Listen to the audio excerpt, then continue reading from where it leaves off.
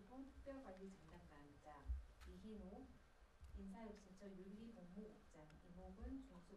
금일 0시 기준 코로나19로 격리 치료 중인 환자는 7,300여 명이며 714명의 환자가 완치되어 격리 해제되었고 72분이 사망하셨습니다. 어제 확진된 신규 환자는 107명이며 지금까지 발생한 총 확진 환자는 8,086명입니다. 이는 26만 1,335건의 진단검사를 시행한 결과입니다. 오늘 정세균 총리 주재로 열린 중대본 회의에서는 금융 관련 콜센터 방역 강화 계획, 시도별 코로나19 대응 상황 및 조치 계획 등이 논의되었습니다. 정세균 총리는 국민 모두가 코로나19의 대응에 동참하면서 모인 약 1,600억 원의 국민 성금이 필요한 곳에 신속하게 전달될 수 있도록 당부하고 불편을 감수하고 성숙한 시민의식을 발휘해 주신 국민들께 감사를 표명하셨습니다. 이와 함께 대구 경북의 상황이 다소 잦아들었지만 집단 감염이 중요한 위험 요소로 부각되고 있으며 해외로부터의 감염병 유입도 막아야 하는 상황이어서 효과적인 방역 대체 방안을 마련해 실천해야 한다고 강조하셨습니다. 감염병 특별관리 지역인 대구 경북 지역 방역 조치 상황에 대해서 설명드리겠습니다. 감염병 특별관리 지역인 대구 경북의 경우 신규 환자는 대구 62명, 경북 6명입니다.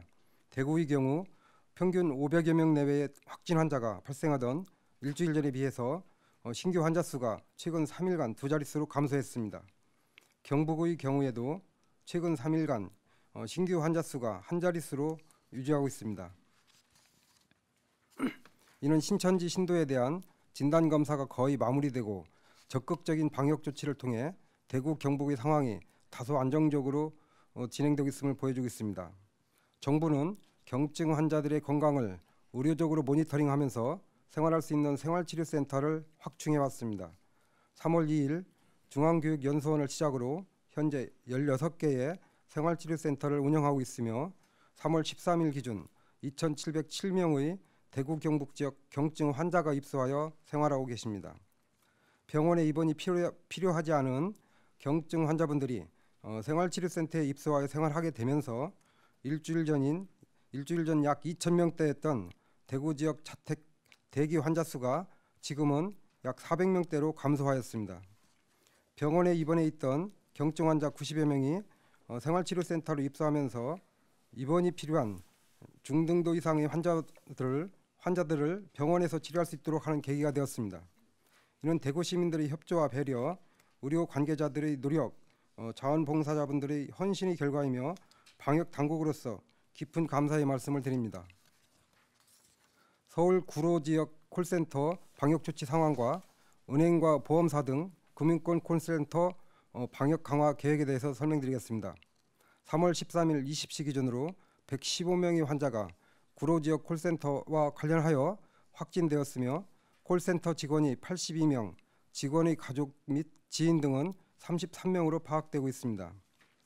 방역 당국은 수도권의 추가적인 지역 전파를 막기 위해 서울, 인천, 경기 등 광역지자체와 정보 공유와 협력 체계를 유지하고 있습니다.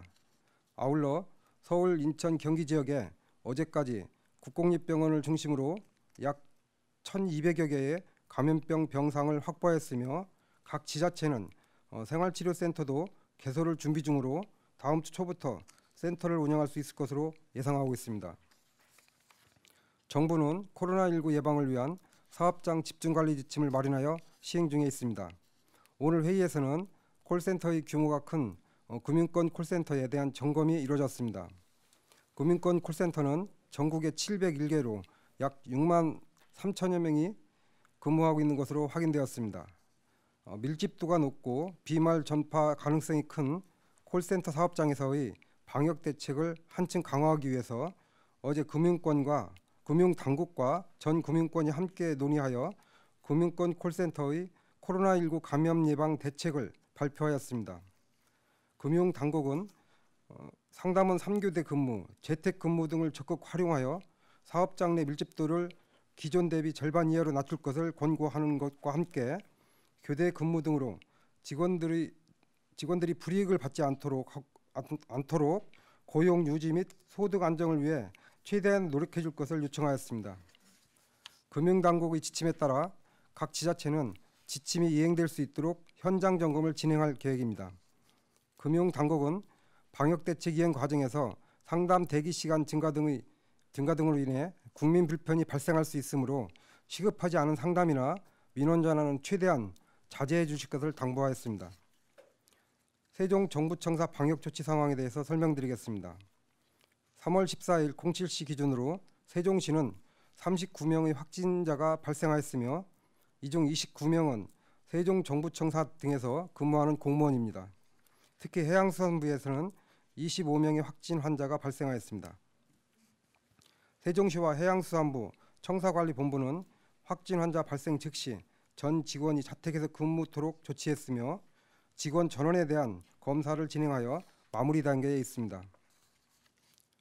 정부청사관리본부는 코로나19의 청사 내 유입과 확산을 막기 위해 열 화상 카메라를 확대 설치하여 운영하고 있으며 부처 간 이동을 최소화하여 부처 간 확산을 방지하기 위해 동별 연결 통로와 옥상 정원 출입을 통제하고 있습니다.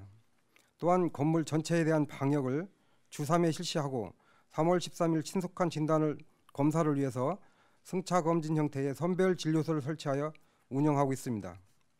인사혁신처는 코로나19 확산 차단을 위한 공무원 위원 근무 이행 지침을 대폭 강화하여 시행하였습니다.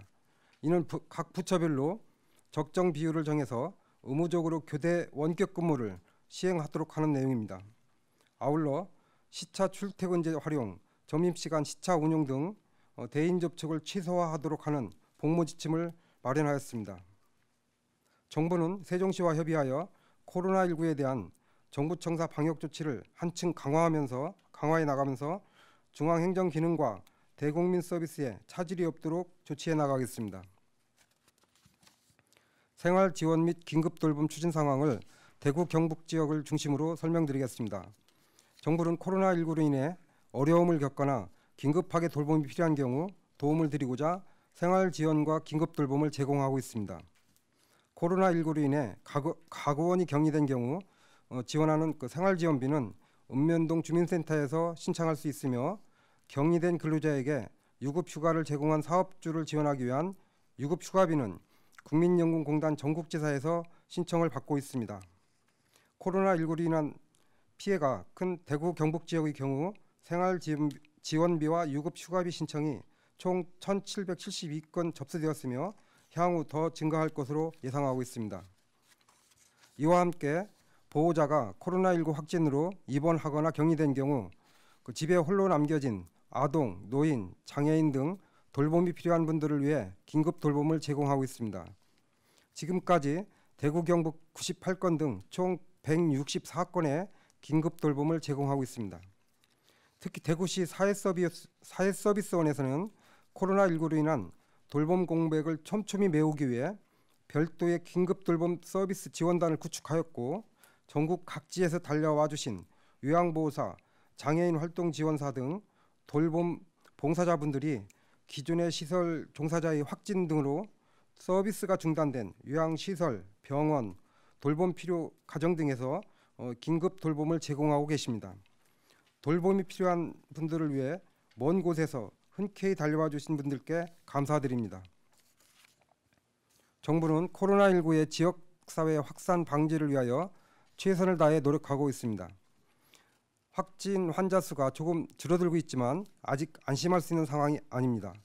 오히려 전국 콜센터와 의료기관, 요양원 등에서 산발적으로 발생하고 있는 집단 감염이 전국적 유행으로 확산되지 않도록 하면서 해외로부터의 유입도 막아야 하는 엄중한 시기입니다.